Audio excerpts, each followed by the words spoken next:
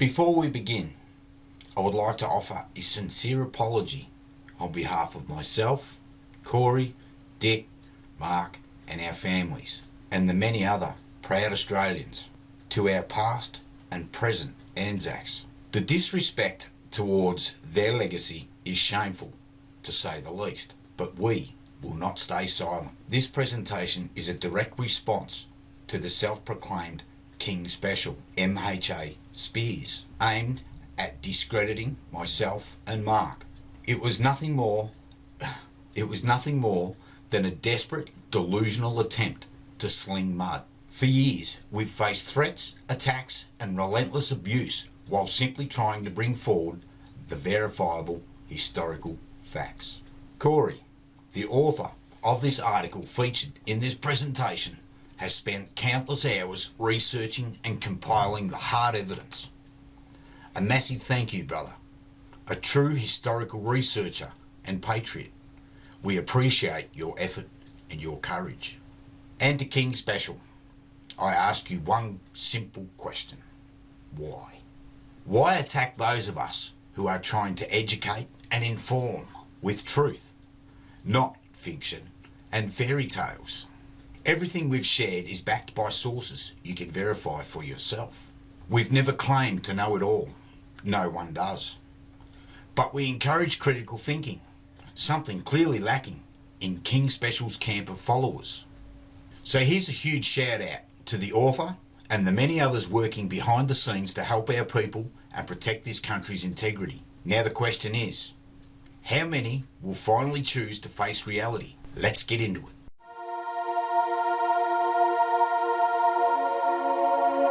My name's Untrustworthy Steve. You're all flying my flag with no authority, I'm sorry to tell you.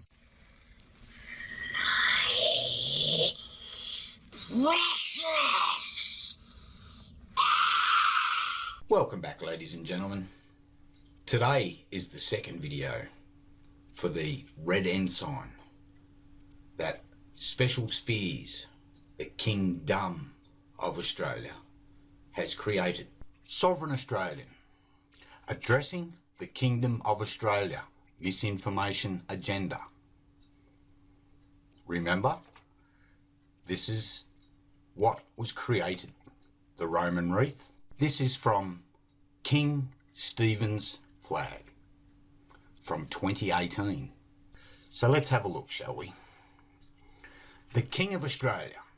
In mid-2020, Stephen Spears declared himself King of the Kingdom of Australia, Stephen R., and began issuing various proclamations and rewriting various constitutional enactments. It's time something was said about these things and to put the record straight so nobody else is harmed by false, misleading information. Isn't that right? Special. Forward. This is not an article we have pleasure putting together at all, as we would rather spend our valuable time in other discussion.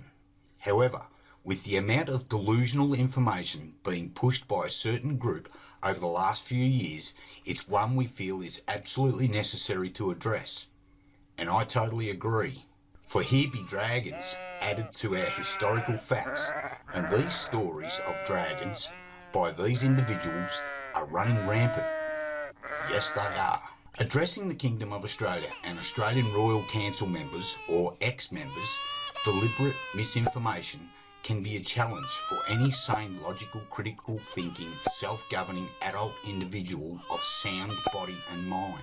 After all, the moment one even attempts to disagree with these people, the attacks start flying in all directions like an internet superhighway with no end in sight. Isn't that right? Special. These people have truly thrown common sense reality out the window. Unfortunately, they have.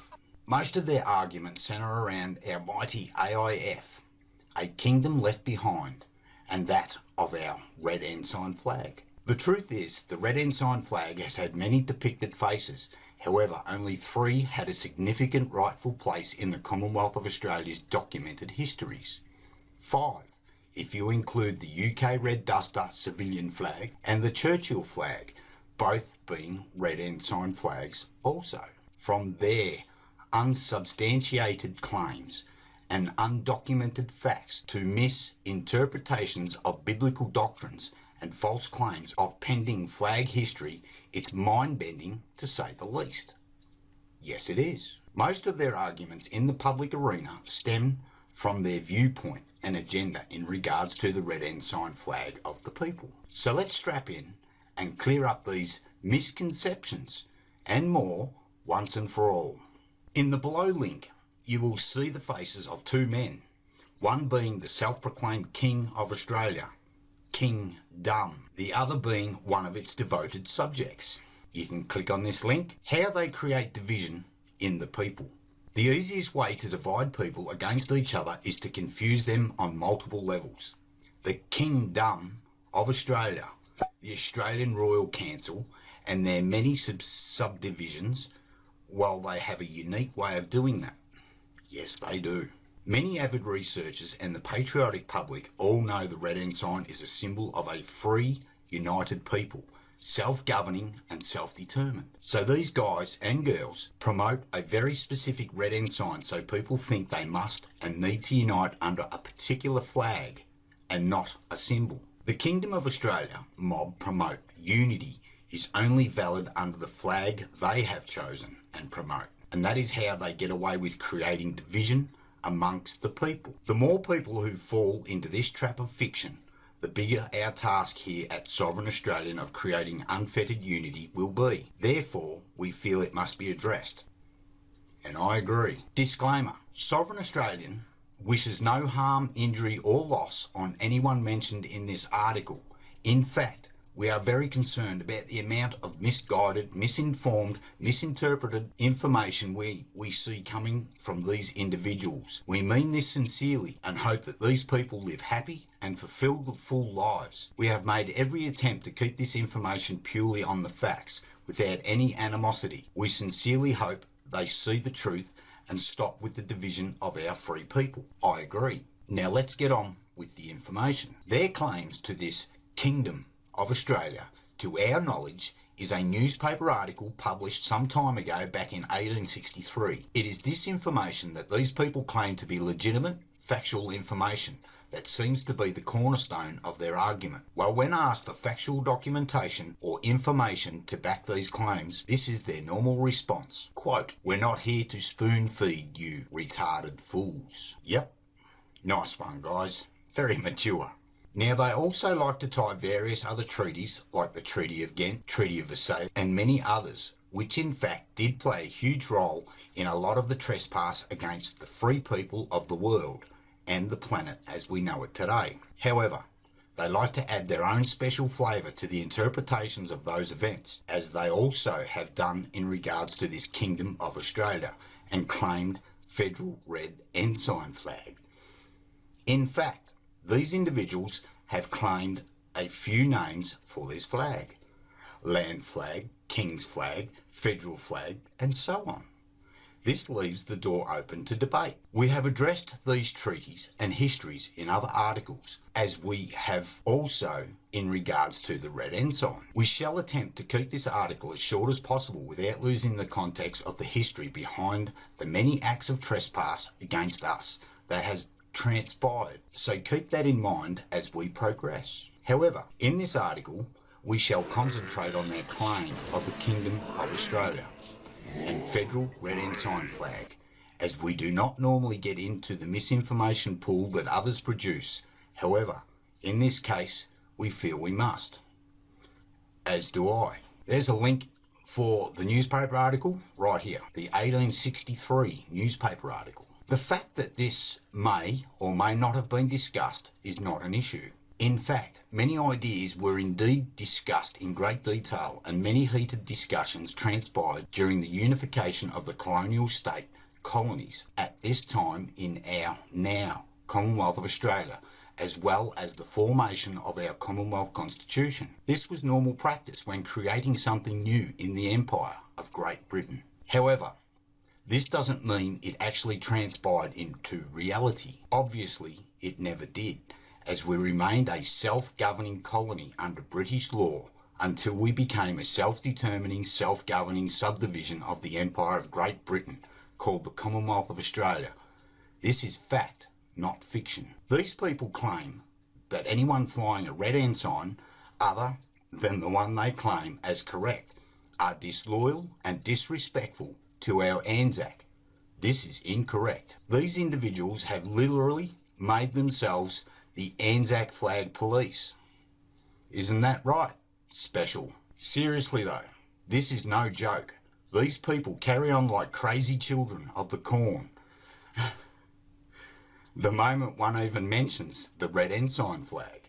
The not so funny thing is, this is coming from individuals we have personally seen online attacking verbally our very returned vets of all ages for not being in agreement with their views. This coming from individuals that claim anyone who served after World War I, World War II are not real Anzacs and are nothing more than paid help continuing usufruct against our people. For those unaware of our articles on this subject, usufruct is a legal right accorded to a person or party that confers the temporary right to use and derive income or benefit from someone else's property. Well, actually, in truth, those comments made about our diggers after World War I, World War II was this guy below. He said that in a public forum on Facebook, and that's not all. And you can click there to see the links. And there's another one. See his online Facebook comments here. Disclaimer. We are not wishing any of these guys harm or ill intentions. We are merely just pointing out the documented facts anyone can find online. And hopefully these guys and gals can wake up to themselves. However, these guys and girls do have the right to choose their own path.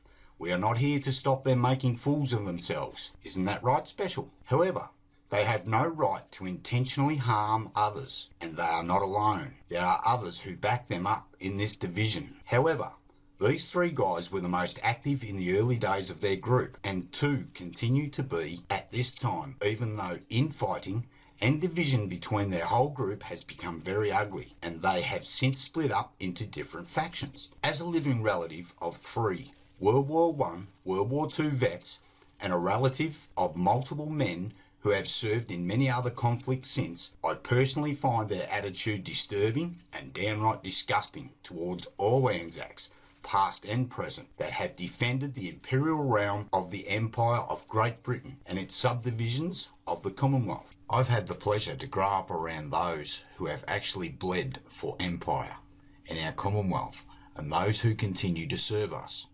They would not be impressed at all about any of this silly talk and division. Our Anzac of old and new are someone's brothers, sisters, fathers, mothers and children, and have earned the right to all be recognised as Anzacs, as far as we are concerned here at Sovereign Australian. I agree. In fact, these silly people have even made reference to many Australians as retarded many times in public forums online for not following their narrative or flying their designated designed flag from 2018. Isn't that right, Special? Boy oh boy, they have much to learn. Yes, they do. Yet apparently, these people fight for our Anzac and wish to keep their memory alive. Yeah, right. Smells like BS, if you ask us here at Sovereign. In fact, in our opinion, these individuals are being very disrespectful to all our Anzacs, both past and present, by pushing misguided information and insulting many of our fellow brothers and sisters of the Imperial Crowned Commonwealth of Australia. These people push a certain particular flag they themselves named the King's flag first, amongst other names. A red ensign based on the Parliamentary Board chosen winner from the 1901 flag competition design of both blue and red. How wrong they truly are. It seems these individuals are caught in their own cognitive dissonance. Here in this article, we will show and explain the true facts and factual documents that back up yet another fact that they are truly misguided and mistaken. However, as usual, we shall let you, the reader, decide. After all, that is your right, but we ask you to consider this information in full before making that decision. Attention, disclaimer. We at Sovereign Australian and Australian Red Ensign support anyone flying any Red Ensign of choice in unfettered unity, together as one united sovereign people as is their right. However, it is totally apparent that these Kingdom of Australia devotees, or ex-Kingdom of Australia, men and women, do not. We at Sovereign Australian wish nobody any harm or distress from this information supplied. Let's begin. Call it indoctrination, cognitive dissonance, call it what you like, but unfettered unity of a free sovereign people is clearly lacking, and it seems that unfettered unity is not high on these people's desired goals or outcomes. These are the true facts in regards to our red ensign flags of the Commonwealth of Australia. Debunk it, all you like, we welcome it. Back in 1901 at Federation, Commonwealth of Australians had no official flag to fly other than the Union Jack, so Parliament set up a flag design competition. The competition was gazetted in April 1901.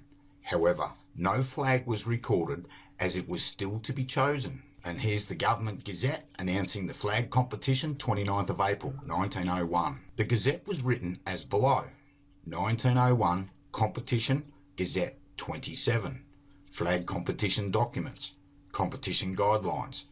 Commonwealth of Australia Gazette number 27. Commonwealth of Australia Prime Minister's Office, 29th of April 1901. Design for a federal flag. The Government of the Commonwealth of Australia invite competitive designs for a federal flag. Such designs to be forwarded by post or otherwise not later than the 31st of May 1901. The designs will be judged by a board to be appointed by the federal government for the purpose, and a sum of £75 will be paid to the designer of that selected as the best. Each competitor will be required to forward 2 coloured sketches, one for the merchant service and one for the naval or official use, not less than 6 inches by 3 inches in size. All designs must be endorsed on the cover, Commonwealth flag, and must be addressed to the Secretary to the Prime Minister of the Commonwealth of Australia, Melbourne. Each design must bear a motto of nom de plume and must be accompanied by a sealed envelope bearing on its face the motto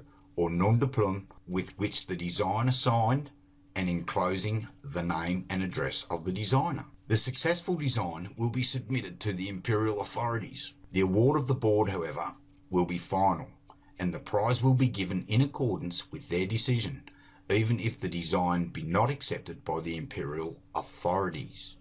Edmund Barton. This means the winners will be paid even if the design is rejected, not the design being final even if rejected. Note, right here above is yet more evidence that the people did not exactly choose the flags, a parliamentary board did. However, these people claim the people did. The board were aware it may not even be accepted, as stated above. The people submitted many designs. These entries were put on display at the Royal Exhibition Building in Melbourne, and the judges took 6 days to deliberate before reaching their conclusion. 5 almost identical entries were chosen as the winning design, and their designers shared the £200. In 2015, it would have been worth $29,142.12. Prize money. They were Ivor Evans, a 14-year-old schoolboy from Melbourne; Leslie John Hawkins, a teenager apprenticed to an optician from Sydney; Egbert John Nuttall, an architect from Melbourne; Annie Dorrington, an artist from Perth; and William Stevens, a ship's officer from Auckland, New Zealand. The 5 winners received £40 each. The differences from the present flag were the 6-pointed Commonwealth star, while the components stars in the Southern Cross had different numbers of points, with more if the real star was brighter. This led to 5 stars of 9, 8, 7, 6 and 5 points respectively. Note, a simplified version of the competition winning design was submitted to the British Admiralty for entry into their Register of Flags in December 1901, and these people claim we are flying Admiralty flags. Remember this for later on in the article. Should we inform these people why all our ensigns are placed in this register? Laugh out loud. Obviously, so ships of war and everyone else can tell if you are a civilian, of course, or an official GovCo ship or yacht. Common sense. Prime Minister Edmund Barton announced in the Commonwealth Gazette that Edward VII had officially recognised the design as the flag of Australia on the 11th of February 1903, and that Gazette is provided in this article. So let's look at a few definitions from the 1901 Gazette then. before we continue. What is the definition of civil? Civil is relating to ordinary civilians and their concerns as distinct from military or ecclesiastical matters. What is the definition of civilian? A civilian is a man or woman not in the armed services or the police force. What is the definition of a merchant service? Merchant service: work as an intermediary between the bank, a man or woman or organisation wanting to receive funds, and the man or woman or organisation looking to purchase goods or services. The merchant service provider will provide businesses and individuals with the requirements to accept cheques, loans, credit cards, debit cards, and other forms of payment, including electronic payment today, for the transaction to take place. What is a merchant definition? A merchant is a man or woman or company involved in wholesale trade, especially one dealing with foreign countries or supplying goods to a particular trade. Intermediary definition: meaning intermediary is defined as happening between two people or two events, or functioning as a middle ground to solve a dispute between two people. What is naval definition? Naval means belonging to, relating to, or involving a country's navy. What is official use definition? Relating to an authority or public body and its activities and responsibilities. The Prime Minister's official engagements. A man or woman holding public office or having official duties, especially as a representative of an organisation or government department. Office use definition is a special duty, charge, or position conferred by an exercise of governmental authority and for a public purpose. A. Position of authority to exercise a public function and to receive whatever emoluments may belong to it. B. A position of responsibility or some degree of executive authority. Commerce definition: an interchange of goods or commodities, especially on a large scale between different countries. Foreign commerce, or between different parts of the same country. Domestic commerce: the activity of buying and selling, especially on a large scale, the social dealings between people. The noise and warmth of human commerce. Both Parliament and the people deal in acts of commerce. With these clear definitions, one can easily ascertain what civil, merchant, official, and all these other terms mean. So in layman's terms, A. We were to design a flag to represent all merchant services, meaning by definition, all men and women on land and waterways, all businesses including banks and building societies, all private civilian pleasure craft, including and not limited to sporting fields, and more including areas of commerce. Red. B. We were also to design a flag for official use by definition, being Parliament to display on all government buildings and official offices also dealing in commerce. Blue. And Navy ships. White. So by these clear definitions, one can clearly comprehend what was the people's red and what was for government. Blue, following the traditional way of the Empire's use of ensigns. The white ensign was historically used in its unaltered form by the naval forces of Australia, Canada and New Zealand, with the blue ensign of each of these dominions, as they were then known as a jack. Red duster is the civil ensign of the United Kingdom of Great Britain and Northern Ireland.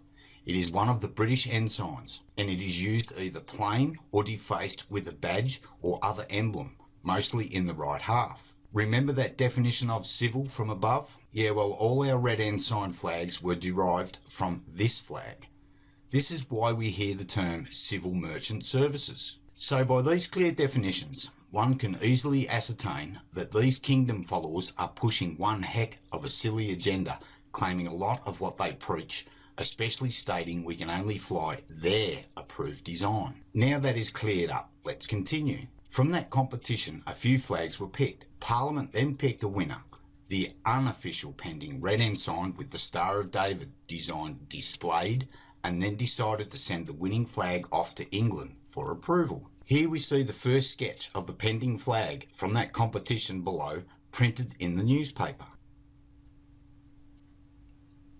While waiting for that approval, Parliament allowed the Commonwealth people of Australia to fly it as the unofficial pending flag of the Commonwealth of Australia. The Commonwealth of Australia was now moving forward onto the world stage. Not exactly traditional, However, it was allowed from 1901 until the approval of the 1903 official version designed by King Edward VII. Who was King Edward VII?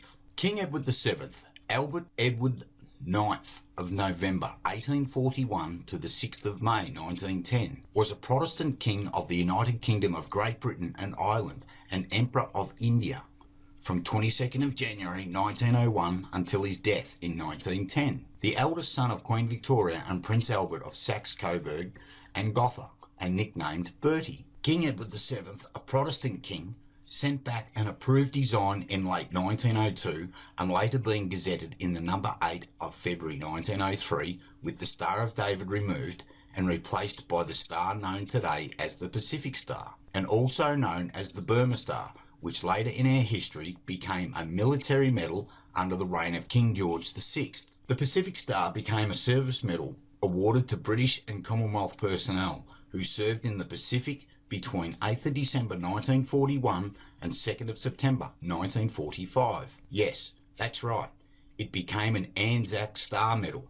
To our knowledge, no Star of David ever received such an honour to our Anzac. This 1903 version was the first to gain royal approval and gazetted, as well as recorded in our Parliament Hansard reports, all of which is public knowledge if one chooses to open their eyes and look. 1903 Gazette number 8, Friday the 20th of February 1903. So being the first to receive royal approval, it is the first in line, first in time. Now ask yourselves, why is there no information like this with the 1901 version? We have looked high and low for over 20 years. Sure, there's a newspaper article.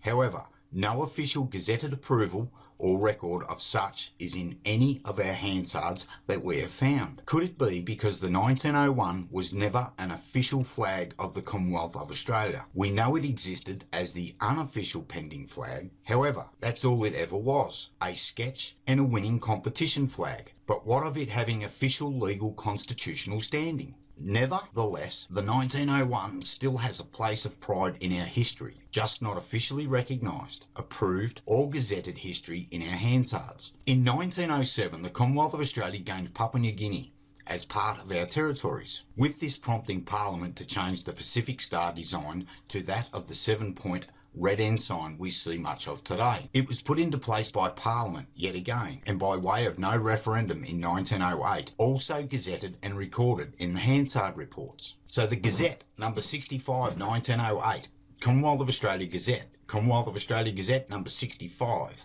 Commonwealth of Australia, published by authority, number 65, 19th of December 1908, page 1709, Department of External Affairs, Melbourne, 8th of December 1908. His Excellency, the Governor-General directs the publication for general information of the subjoined dispatch of the Secretary of State Colonies and Enclosure respecting an alteration in the design of the Commonwealth flag. E. L. Batchelor, Minister of State for External Affairs, Downing Street, 27th of October 1908, Commonwealth of Australia, miscellaneous. My Lord, I have the honour to acknowledge the receipt of Lord Northcote's dispatch number 194 of the 22nd of July, proposing an alteration in the design of the Commonwealth flag by the substitution of a star with 7 points for a 6-pointed star, which now appears beneath the Union Jack. This dispatch was laid before the Lords Commissioners of the Admiralty, and I here now to transmit to your Lordship for communication to your government a warrant issued by the Lordships authorising the flag, amended as desired, to be flown by vessels registered in the Commonwealth. The design of the corresponding star on the Commonwealth blue ensign and of the star in the badge of the Governor-General will be similarly amended, and copies of each of the 3 amended designs, as they will eventually appear in the Admiralty flag book, will be forwarded to you in due course. In consequence of the issue of the enclosed warrant, the warrant dated the 4th of June 1903 and enclosed in Mr. Chamberlain's dispatch, miscellaneous, of the 24th, becomes obsolete, and I should be glad if you would be good enough to forward it to me in order that it may be returned to the Admiralty for cancellation. So you see, all 3 versions had a place in history and historical significance. However, only 2 blue and Red Ensign versions gained approval backed by gazetted and approved Hansard reported documentations. So you see, all three should be able to be flown by a free Imperial Crown Commonwealth people. Another note, official dimensions were only first gazetted in 1934.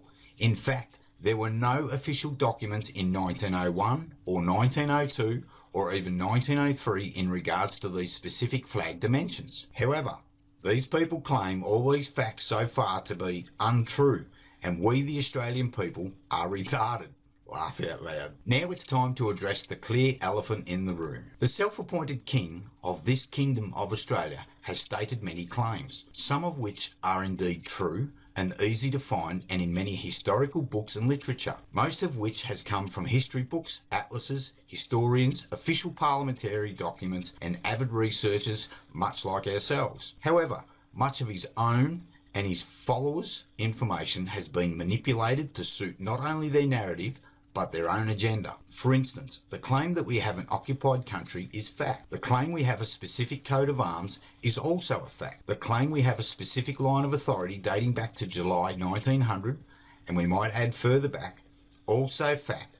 However, his claim to the Federal Red Ensign 1901 being the flag of that authority and linking our Anzac to that authority is absolutely incorrect. In fact, before we even had a flag to call our own, it was that of the flag of Great Britain. So we have established that prior to Federation and before we even designed a flag, we come under the Union Jack. We have already established that the first official Red Ensign flag of our Commonwealth was that of the 1903 version. We have also established that our Commonwealth is a Christian Protestant Imperial Crown realm, subdivision of Great Britain. Royal Coat of Arms of the United Kingdom, Great Britain and subdivisions of the Commonwealth from 1837 to 1954. Disclaimer, sure, we cannot prove he has used information from other legitimate or government sources, historians and avid researchers including ourselves, as they have not or will not produce them. That's not what we are debating here.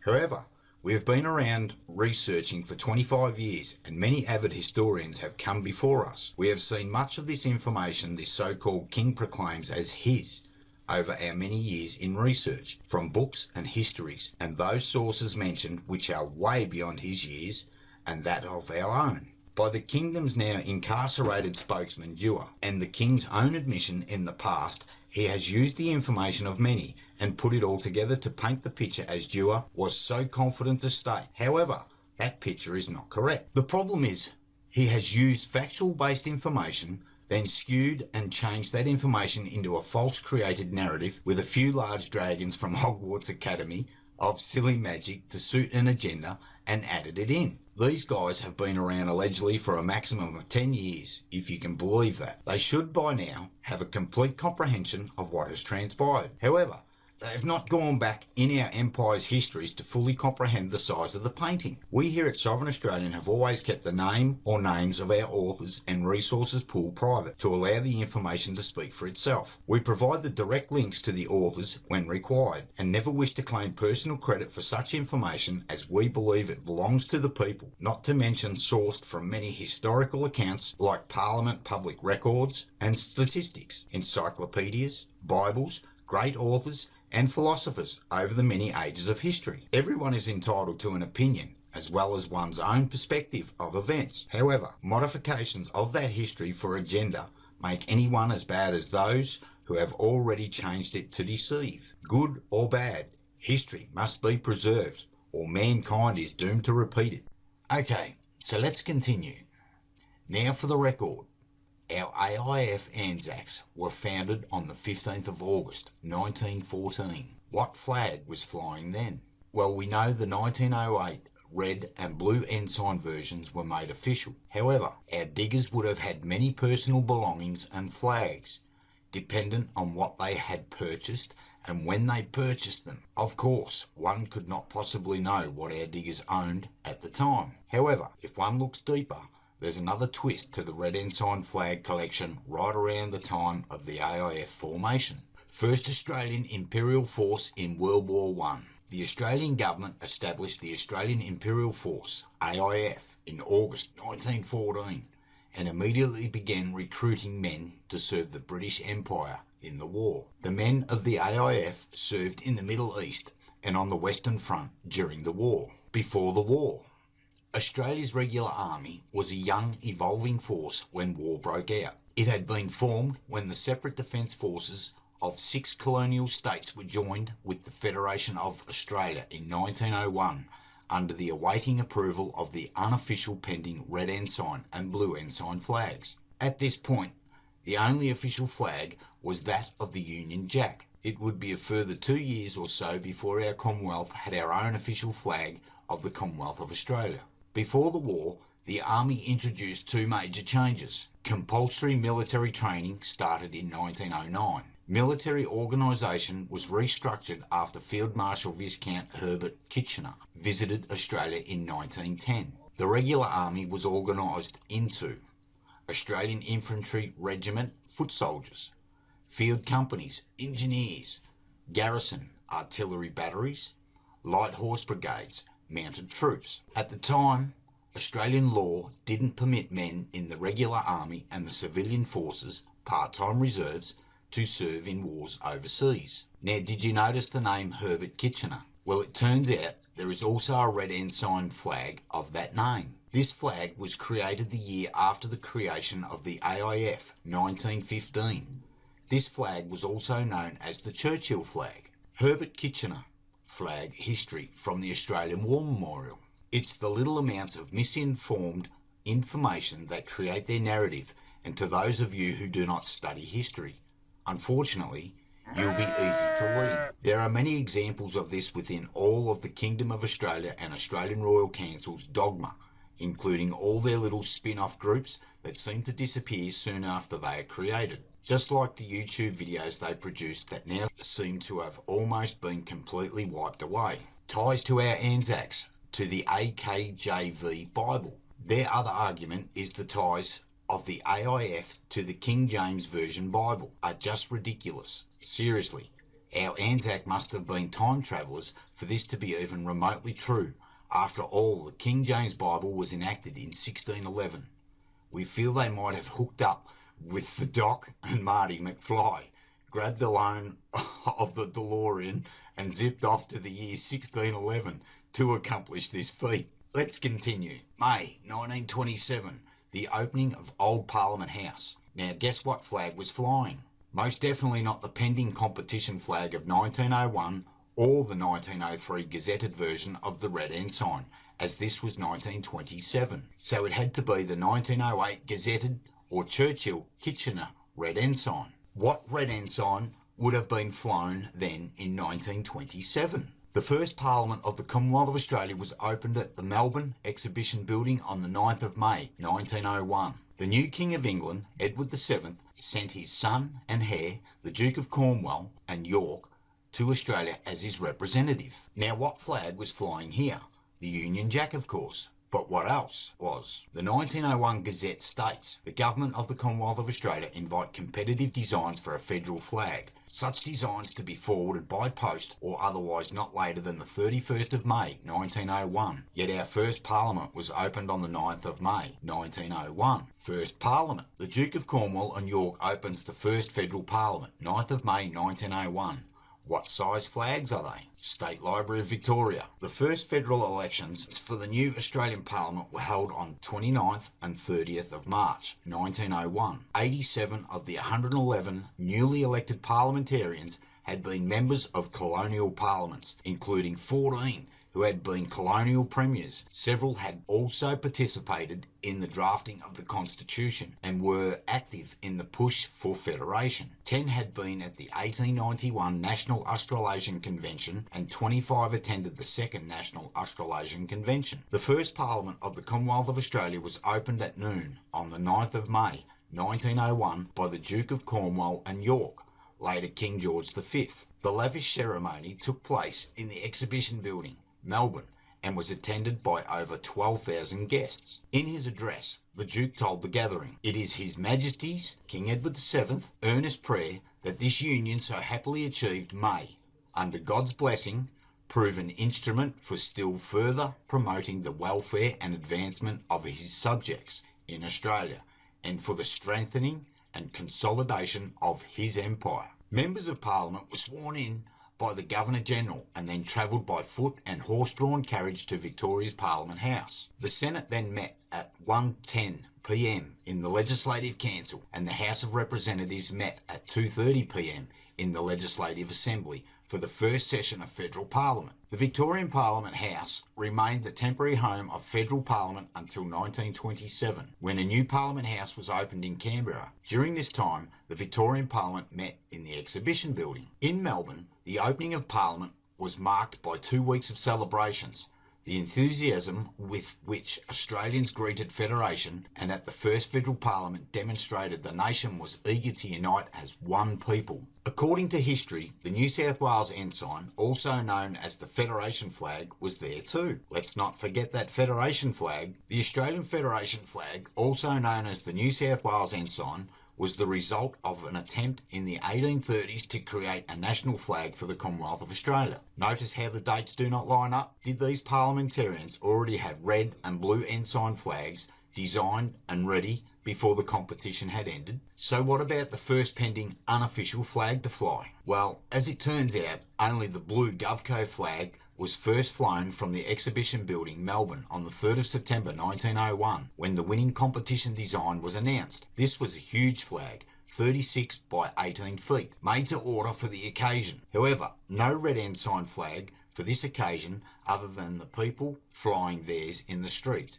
and on the waterways. Well, the blue ensign of the Commonwealth of Australia was first unveiled 3rd of the 9th, 1901. After all, it wasn't till the 29th of April, 1901, the Gazette was released for the flag competition and such designs to be forwarded by post or otherwise not later than the 31st of May 1901. So this makes sense that Govco would fly theirs first. These people have been asked many times to produce or provide gazetted approved and recorded information in regards to the 1901 Federal Red Ensign to debunk these facts. However, they have not, cannot, or will not produce such evidence. The gazetted information is of paramount importance, as one can see the Flags Act 1953, but this is how we, the people, can see the trespass. All gazettes and Hansard reports are official documents and transcripts that come from all floors of our parliament. They are like having a constant ear, or fly on the wall on all dealings and debate that happen within the walls of parliament. Without them,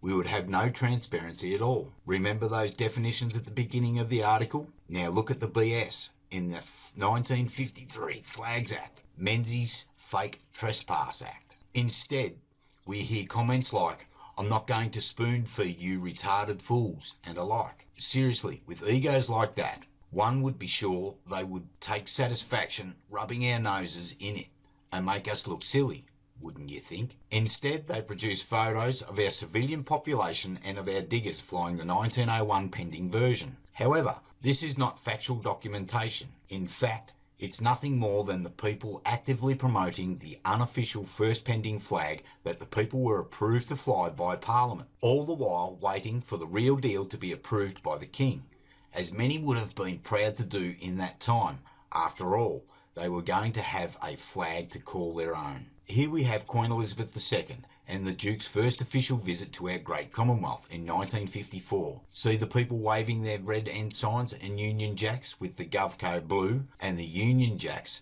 dominating the government buildings as is normal practice. However, we see here the red ensign of the people, 1908, was also represented flying high. In regards to our diggers flying them in 1901, well, why would they not?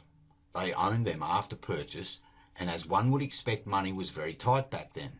Not to mention our forefathers didn't live in a throwaway society like we do today.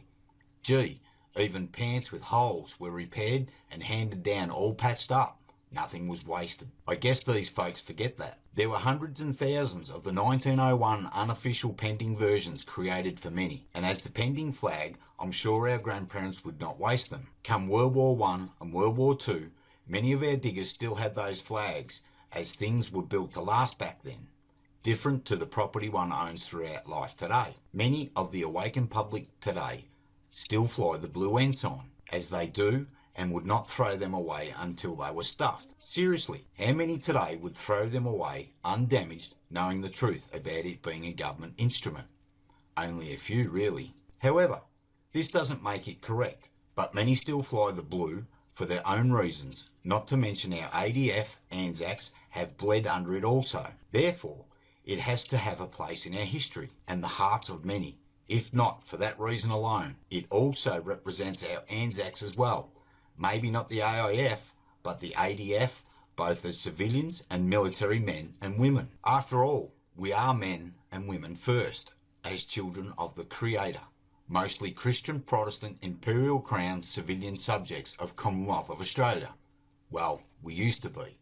Besides our job roles comes second from who we are, right? When one stands in unfettered unity, one is not only concerned of the facts, they are concerned about unity also, and sending a clear message to a rogue, out of control Parliament. After all, without a united country, we are left divided, and that is no help to any of us, is it? However, the Kingdom and ex-Kingdom ARC members fail to see the errors of their ways and in which they speak and treat their fellow brothers and sisters. Here is another one of their hardcore followers who is currently incarcerated that their leader has completely thrown under the bus in an attempt to distance himself from the fallout. And by the way, he is a guy that held Stephen in such high regard. On a separate note, a sovereign citizen is nothing more than an oxymoron.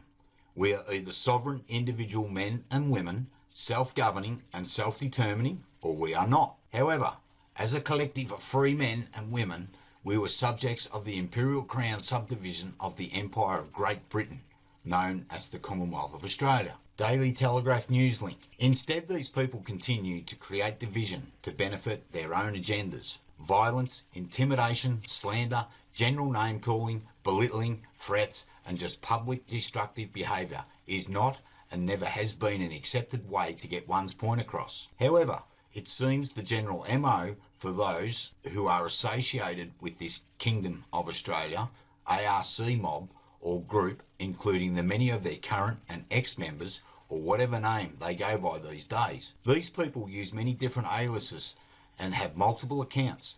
They have shut down most of their pages and sites now, but still congregate in private forums, only stepping out to troll and create division and damage everywhere they pop up. Isn't that right, Stephen? Is this the Australia you want to see come to life, Aussies? Please don't confuse us, freedom-loving sovereign men and women, with these that wish to divide us. Then there's the case of the throne room, otherwise known as the Blue State Chair. The Blue State Chair resides in a building called the State Apartments in the ballroom. The birthday ball at Government House, 1880 sketch.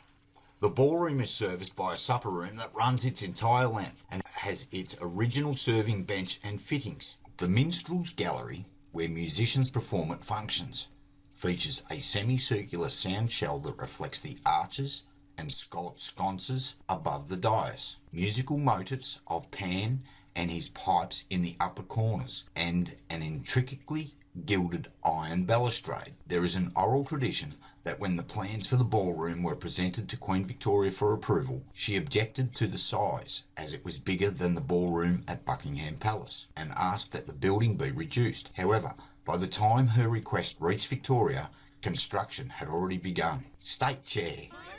The focal point of the ballroom is the State Chair, only ever used by the monarch or the monarch's representative. This chair was made around 1859 and has been used by all the state's governors since Henry Berkeley. The arched-back rail features a crown and has Advanced Victoria carved underneath. It features lions' heads carved on the arms, the Cross of St George, England and Wales, and the Cross of St Andrew, Scotland, on the legs, and the floral emblem of Ireland, the shamrock, on the skirt of the seat. The Kingdom of Australia's King Stephen's claim is that there's an Australian kingdom left behind by our Anzacs, waiting to be claimed. This is a half-truth, but we guess he, the self-proclaimed king, would love to call the state apartments home, and who wouldn't? It would be much better than sleeping in one's motor vehicle or under a bridge, when in truth there is a great empire, a kingdom of Great Britain, defended, torn apart, and almost forgotten that our Anzacs died to defend. This kingdom, this empire, This Commonwealth is sitting there waiting to be reclaimed from the occupying administrators of Rome that stole it right under our nose under those rules of usufruct and many other acts of trespass against us. So many of such, there's just too many to list in one article. However, we have addressed many on our website already. One can easily see the Imperial State Christian Protestant crown on top and on the throne, the blue state chair itself, with the Roman St. Edward's crown in the middle. Now, why do you think that is front and centre? Is it a statement being made? The Kingdom of Great Britain was under threat many times in history. However, it was really torn up with the Treaty of Versailles and the creation of the League of Nations, which became the United Nations, by none other than the sly politicians we voted in to serve us, and then furthermore with the collapse of the Imperial Crown Empire, brought about by many acts of Parliament's trespass, seeking independence from the motherland to create their new world order of Rome. It was the treasonous politicians who did this to us, the people, all in the name of power and authority of Rome. Could Queen Elizabeth II be a captured queen? Could her father be also a captured king? Could this be why Queen Lizzie, in her address to the Commonwealth, stated she cannot send us to war or make rules and only give us her love? One must read between the lines in this broadcast. In the first few years of her reign, Queen Elizabeth II was under immense pressure by unseen forces at play, including our very own politicians of the entire Commonwealth, as well as the Roman Catholic Church and the British Parliament also. Could have the politicians tied her hands, and did we all unknowingly let it happen? Many do claim Queen Elizabeth II was in on the whole thing. Well, maybe so. It's also no secret Queen Elizabeth II never really wanted the job, so self-sacrifice could very well have been her plan all along, and going by her actions, it looks that way also. However, providing proof of this is like trying to find a unicorn. Remember the old saying, innocent until proven guilty? We doubt we really know for sure, as such evidence would be covered by now. Or would it? Could that evidence be right in front of us? However, the fact that Queen Elizabeth II placed the Roman St. Edward's crown on her head, among other things, is indeed interesting to say the least, especially with what the Act of Settlement and the history between Rome and England has to say. It was her father who brought back the St. Edward's crown tradition, after all. King George V. What if Queen Elizabeth II and her father were both under duress, acting against his and her will? Would they leave any clues, like signing documents in unusual places and such? The Imperial Crown. Here below, we see Queen Elizabeth II with the Christian Protestant Imperial State Crown, as one would expect when one is a Protestant queen. History. The Tudor Crown, also known as Henry VIII's Crown, was the Imperial State Crown Church of England Protestant crown, the first crown used by the monarchs of England and Great Britain from around the time of Henry VIII up to the English Civil War in 1649. The Church of England traces its roots back to the early church, but its specifically Anglican identity and its links to the state date back to the Reformation. Henry VIII started the process of creating the Church of England after his split with the Pope in the 1530s. Henry was anxious to ensure a male heir after his first wife, Catherine of Aragon, had borne him only a daughter. He wanted his marriage annulled in order to remarry. In 1534, after several attempts to persuade the Pope to grant an annulment, Henry passed the Act of Succession and then the Act of Supremacy. These recognised that the king was the only supreme head of the Church of England, called Anglicana Ecclesia. Henry adopted the title given to him by the Pope in 1521, that of Defender of the Faith. The one made for Queen Victoria in 1838 is the basis for today's crown, made by Rundle and Bridge in 1838, using old and new jewels. It had a crimson velvet cap with ermine border and a lining of white silk. The gems in the crown were remounted for the coronation of George VI in 1937 by Gerard and Co. The St. Edward's Crown.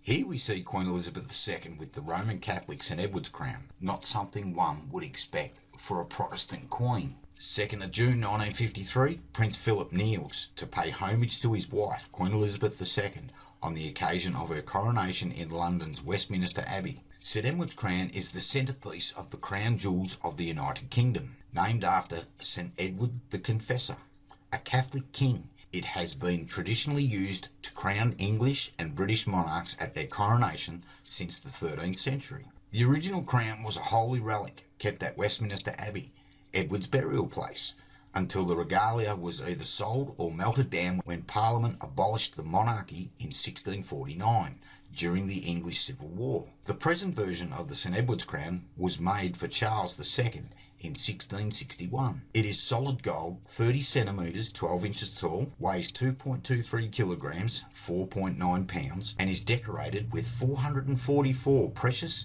and semi-precious stones. The crown is similar in weight and overall appearance to the original, but its arches are baroque. After 1689, it was not used to crown a monarch for over 200 years. In 1911, the tradition was revived by George V, and all subsequent monarchs except Edward VIII, who was not crowned at all, have been crowned using St Edward's crown. A stylised image of this crown is used on coats of arms, badges, logos, and other various insignia in the Commonwealth realms to symbolise the royal authority of Queen Elizabeth II. Both crowns undoubtedly have history intertwining many kings and queens from both sides of the aisle of Christianity and Catholicism. However, both each have their direct roots. So could have King George been under the same pressure also? There have been many documentaries made on the pressure the royals felt during the late and early 18 and 1900s. One thing is sure, Rome's influence remained strong. King Edward VII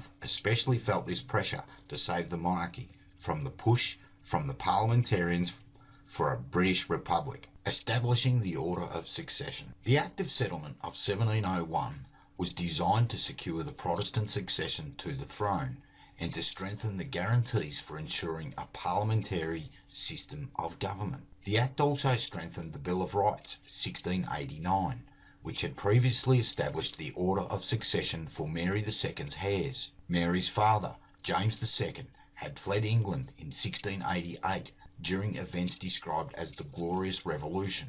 James's Roman Catholic sympathies and belief in the divine right of the crown resulted in disgruntled parliamentarians offering the throne to his eldest Protestant daughter, Mary. She accepted it on condition that she could reign jointly with her Dutch husband, William of Orange, who became William III. The Act also laid down the conditions under which the crown would be held. No Roman Catholic, nor anyone married to a Roman Catholic, could hold the crown. The sovereign now had to swear to maintain the Church of England, and after 1707, the Church of Scotland.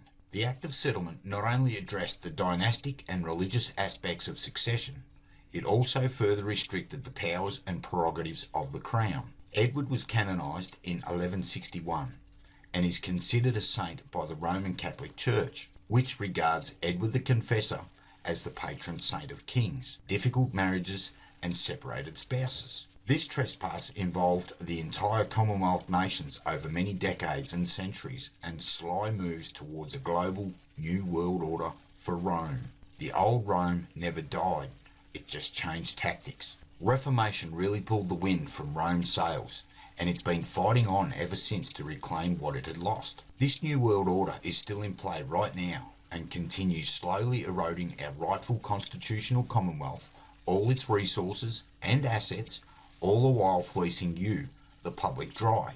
The Stone of Scone. Now to their Stone of Scone argument. The KingDumb of Australia mob have stated we received a coronation stone for services rendered, a stone they themselves refer to as the Stone of Scone, or Stone of Destiny. So let's look into this a little. Stone of Scone, also called Stone of Destiny, Scottish Gaelic Lear Fail, stone that for centuries was associated with the crowning of Scottish kings, and then, in 1296, was taken to England and later placed under the coronation chair. The stone, weighing 336 pounds, 152 kilos, is a rectangular block of pale yellow sandstone, almost certainly of Scottish origin, measuring 26 inches, 66 centimetres by 11 inches, 41 centimetres, and 11 inches, 28 centimetres. A Latin cross is its only decoration. According to one Celtic legend, The stone was once the pillow upon which the patriarch Jacob rested at Bethel, when he beheld the visions of angels. From the Holy Land it purportedly travelled to Egypt, Sicily, and Spain, and reached Ireland about 700 BCE to be set upon the hill of Tara, where the ancient kings of Ireland were crowned. Thence it was taken by the Celtic Scots, who invaded and occupied Scotland about 840 CE. It was taken by Kenneth MacAlpin to the village of Scone. At Scone, historically, the stone came to be encased in a seat. John de Balliol was the last Scottish king crowned on it in 1292, before Edward I of England invaded Scotland in 1296 and moved the stone and other Scottish regalia to London. Looks like the Star of David again, depicted by a Catholic king of Rome. There at Westminster Abbey in 1307, he had a special throne called the coronation chair, built so that the stone fitted under it. This was to be the symbol that kings of England would be crowned as kings of Scotland also. This coronation chair was also referred to as by many histories as Edward the Confessor's throne, Roman Catholic, almost like a shrine to the saint. Born in June 1239 at Westminster, Edward was named by his father Henry III after the last Anglo-Saxon king and his father's favourite saint, Edward the Confessor, a Roman Catholic king. Edward's parents were renowned for their patronage of the arts. His mother, Eleanor of Provence, encouraged Henry III to spend money on the arts, which included the rebuilding of Westminster Abbey and a still extant magnificent shrine to house the body of Edward the Confessor. Edward I's early years brought a flurry of new legislation, some dealing with administrative abuses and land reform, while others dealt with widespread conspiracies about the English Jewry. However, at least he upheld and avoided removing Magna Carta. Sort of. Jews were maltreated, attacked, and finally expelled from the realm. They fled to Spain and North Africa, while the bankers of Florence and Siena became the new lenders of choice for England. The Jews would not again be open to England until the rule of Oliver Cromwell, centuries later. In other words, a Calvinist dictator, Cromwell, would break down the Jewish blockade that was once constructed by a Catholic king, Edward I. They can take our lives, but they can never take our freedom. Remember that famous line? Edward's forces, led by the Earl of Surrey, defeated the Scottish army at Dunbar in 1296, and Balliol was locked away in the Tower of London. Edward dethroned Balliol, and he removed the ancient Stone of Scone, also called the Stone of Destiny, which all Scottish kings had been crowned upon for centuries. He brought it to Westminster, where it sat beneath the English coronation chair for hundreds of years. Scotland was now directly occupied by a then Catholic England. Yep, that's right, stolen by a Catholic king. Popular discontent was aroused among the people, particularly under the modest but fierce warrior named William Wallace. He led Scottish forces to victory against the English at the Battle of Stirling Bridge in 1297, but the following year he was sorely beaten at Falkirk. Wallace continued to fight, but now most of the Scottish nobles had given up and submitted to Edward. In 1298, Wallace was captured and taken to London, where he was hanged, drawn, and quartered. Wallace's limbs were displayed as a warning at 4 different locations in northern England and Scotland: Newcastle, Berwick, Stirling, and Aberdeen. Obviously, we are not going to go right into the whole history, or you, the reader, would be reading for thousands of hours like many of us researching have done here at Sovereign Australian for over 20 years. We are trying to keep it simple. Now ask yourselves this: if this stone is locked away in full and never been cut up, how could the stone at the Shrine of Remembrance be the same stone? And why is it not under a throne here? Now here's something to ponder. Looks like that Star of David was indeed being played throughout history. It seems Rome has always been in play. Remember the coronation throne Queen Elizabeth II was placed upon? Well, it looks like many, if not all, kings and queens' coronations were held on this throne for a long time, with the exception of King George VI. Painting of King George VI, 1865 to 1936, during the King's coronation, dated 20th century. Also something to consider: there are 54 countries in the Commonwealth, in Africa, Asia, the Americas, Europe, and the Pacific. Commonwealth countries are diverse. They are among the world's biggest, smallest, richest and poorest countries in the world. How many countries were involved in the Treaty of Versailles? Initially, 70 delegates from 27 nations participated in the negotiations. Russia was excluded due to their signing of a separate peace, the Treaty of Brest-Litovsk, and early withdrawal from the war. How many other Commonwealth countries received the piece of stone, if at all? What about the fact that the stone they refer to is actually made of marble? Stone of Remembrance. The Shrine of Remembrance, commonly referred to as the Shrine, is a war memorial in Melbourne, Victoria, Australia, located in King's Domain on St Kilda Road. It was built to honour the men and women of Victoria who served in World War I, but now functions as a memorial to all Australians who have served in any war. It is a site of annual observances for Anzac Day, the 25th of April, and Remembrance Day, 11th of November, and is one of the largest war memorials in Australia. Designed by architects Philip Hudson and James Wardrop, both World War I veterans, the shrine is in a classical style, based on the tomb of Marcellus at Halicarnassus and the Parthenon in Athens, Greece.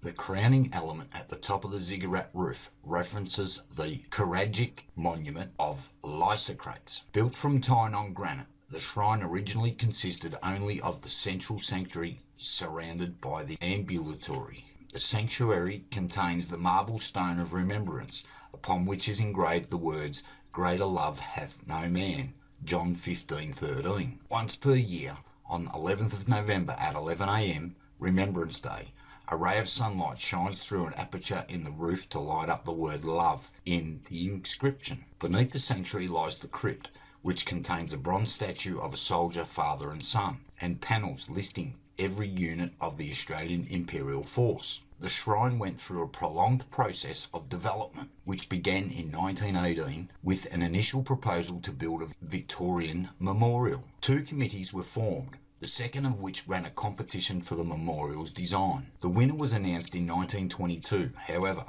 opposition to the proposal, led by Keith Murdoch and the Herald, forced the governments of the day to rethink the design. A number of alternatives were proposed, the most significant of which was the Anzac Square and Cenotaph proposal of 1926. In response, General Sir John Monash used the 1927 Anzac Day March to garner support for the shrine, and finally won the support of the Victorian government later that year. The foundation stone was laid on 11th of November 1927, and the shrine was officially dedicated on 11th of November 1934. The sanctuary contains the marble stone of remembrance, upon which is engraved the words, "Greater love hath no man," John 15:13. Once per year on 11th of November at 11 a.m, Remembrance Day, a ray of sunlight shines through an aperture in the roof to light up the word love in the inscription. How many other countries have a throne room? There are heaps. A simple wiki search will show you the list. Well, out of the 54 countries as of 2021, there are 16 Commonwealth realms: Antigua and Barbuda, Australia, the Bahamas, Barbados, Belize, Canada, Grenada, Jamaica, New Zealand, Papua New Guinea, St Kitts and Nevis, St Lucia, St Vincent and the Grenadines, the Solomon Islands, Tuvalu and the United Kingdom. So what is a realm? Well, a realm is a community or territory over which a sovereign rules. The term is commonly used to describe a monarchical or dynastic state. A realm may also be a subdivision within an empire. A realm is also a kingdom or a kingdom, the defence of the realm. This doesn't make Australia a kingdom, nor does it mean our Anzacs defended the Kingdom of Australia. It means the Commonwealth of Australia is a subdivision within the Empire of Great Britain, a realm, a kingdom defended by our Anzacs. Our Commonwealth is part of the Kingdom of Great Britain.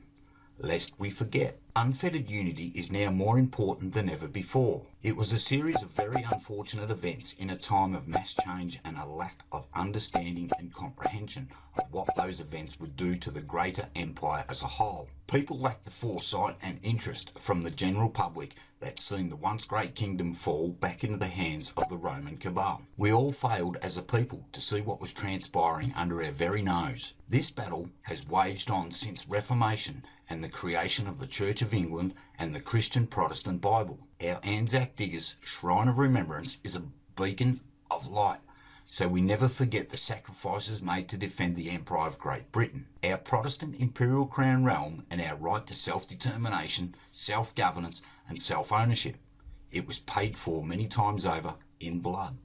Lest we forget. She currently sits empty, awaiting the return of her people who were fooled into joining the citizenship of Rome. Rome was never happy about losing control and great power, and has been usurping the empire ever since. Many things transpired, not just financially, and with laws, boundaries, treaties, and underhanded deals globally to arrive at this point in time, most that many could never comprehend the reasons for. The throne room in the Commonwealth of Australia, with the blue state chair, existed for one reason, and that was to perform royal duties when the royals over the ages visited our land from the British Empire. It was never placed there for a kingdom or king of Australia.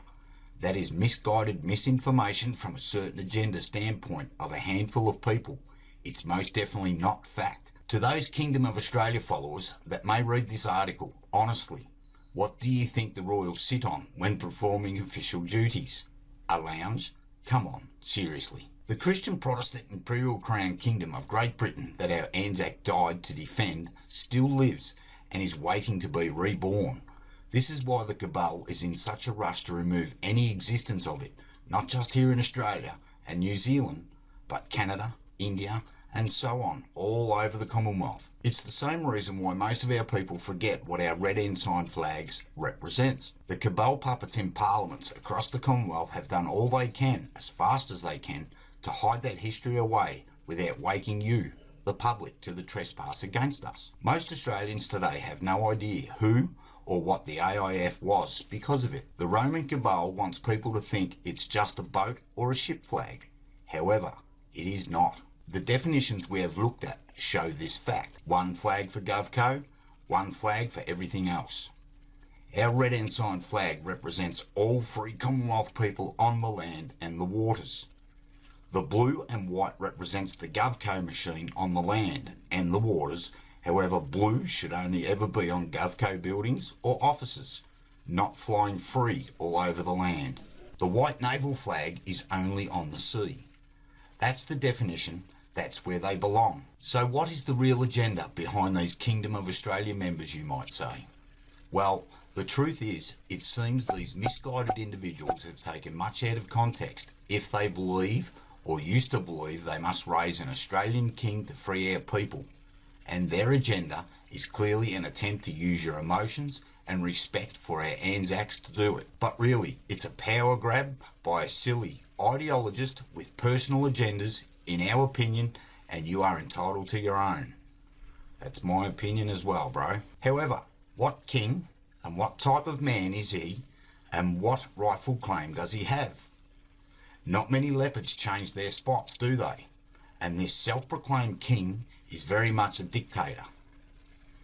Rather than stand in unfettered unity together as one sovereign free people of the Commonwealth of Australia, it is them who claim we must stand under a particular red ensign, and that red ensign being the unofficial pending 1901 version, a version we might add selected by none other than the Parliament Board. What's the bet? It was chosen by Catholics, hey? Thank God our Protestant king picked up on that and rectified the problem. Is it not ironic that no Australian Anzac military medal, to our knowledge, possesses the Star of David depicted that is on the 1901 unofficial pending version, yet the official 1903 Pacific Star version is? There's your Pacific Star medal, Pacific Star War Medal. This 1903 Pacific Star design was turned into a medal and given to our serving Anzacs in the mid-40s. I wonder why there's no Star of David medal design. See our article on the occult to comprehend why. Just use the search bar near the bottom of our webpage and type in a keyword. These guys and girls, or ex-members of this Kingdom of Australia, or whatever they call themselves now, which has never seen the light of day, don't seem to like the facts, nor wish to display these non-existent facts at all. Yet they demand we, the free people, acting in unfettered unity with the real documented facts, bow down to their demented demands. Don't you, the free man and free woman with common sense, find this odd? Don't you think we deserve better? All these individuals were associated with each other and have been fighting amongst themselves and creating division with others for years now. Don't you men and women with common sense think it's time it ended? Do you require only a photo of a man and woman doing something to convict and hold them guilty in a court of law?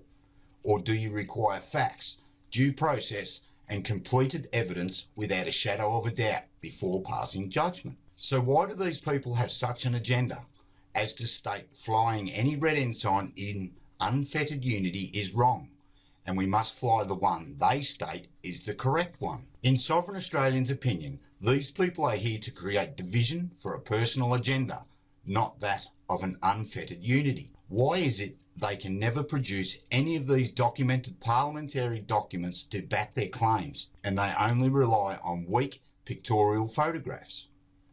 We have been able to do this. What about that KingDumb of Australia ID? These guys and gals state all the time that we stand under Admiralty flags. So what is this ID all about?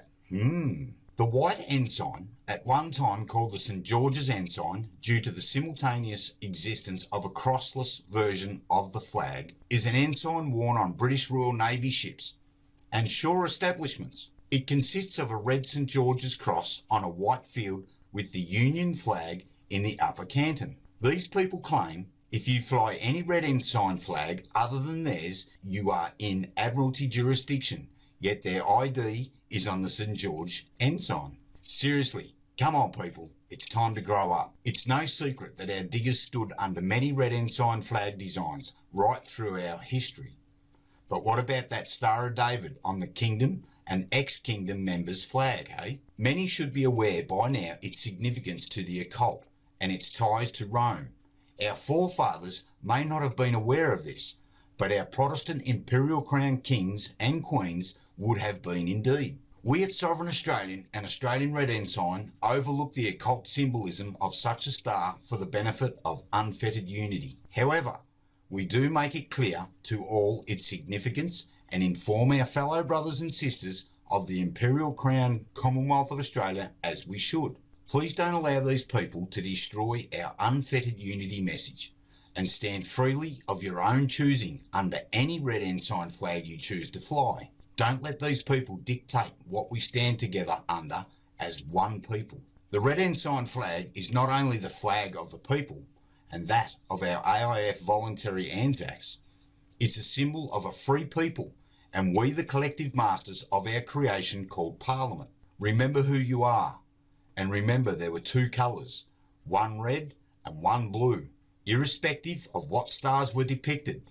One was for the free people, red, the other, blue, for the office. This was never changed until Menzies changed the law in the 50s, and until then, you the free people could not fly the blue.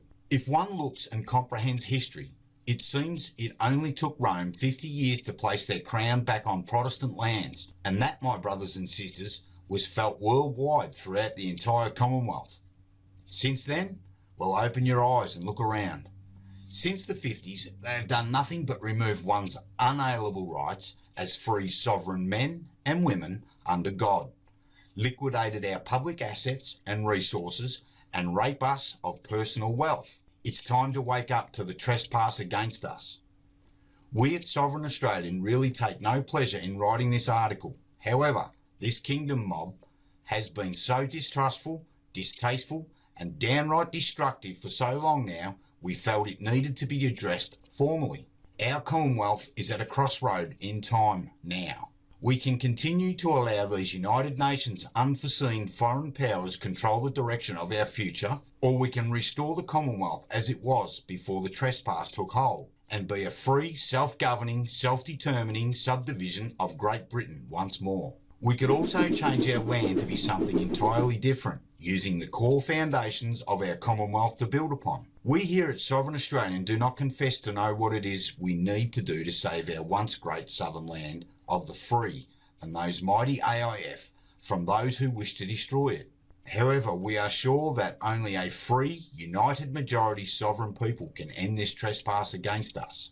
United, we can accomplish anything when we work together as one people in unfettered unity. All we ask is that you fly your red ensign proudly work together as one people, one country, and send a clear message to Parliament that we will not go silently into the night, nor will we be dictated to by those who are meant to serve us, or those hell-bent on creating division between us. For we are one people, we are free, damn it. Our unalienable rights under God have been paid in full by the blood of our Anzac and those who have worked to build this Commonwealth of ours, and we will not give her up without a fight. We are not asking for violence, vengeance, or war on our streets. We are not being belligerent.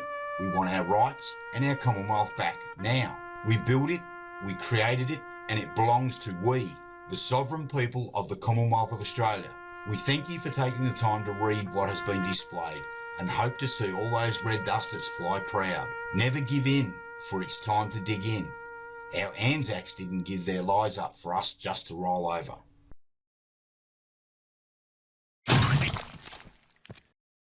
I want to point something out. Everything I have ever done was chosen on purpose. Chosen. I want to discuss this idiot. Now, when we look at this idiot here, this idiot, a bogan, this idiot, a bogan, this idiot, a bogan, this idiot, a bogan. This is all wrong. How dare you? You have stolen my fairy tales. How dare you? How dare you?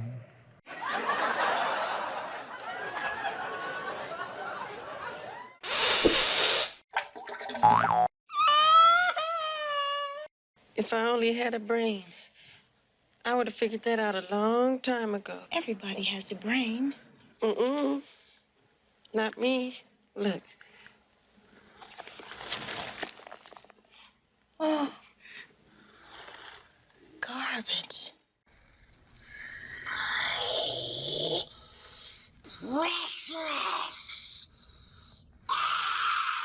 My name's Untrustworthy Steve. I fucked up so badly, I desecrated the very fucking foundations of your Anzac. You're flying my flag with no authority, I'm sorry to tell you. I'd like to personally thank everyone who took the time to make it through our debunking of Special. And to you, Special. Maybe next time, remember the golden rule. People in glass houses shouldn't throw stones. Thanks again for watching. If you've learned something, give us a like, share it around, and maybe subscribe so you don't miss our next creation. Facts to go forward. The truth is the new crime. Until next time, all the best. Cheers, guys.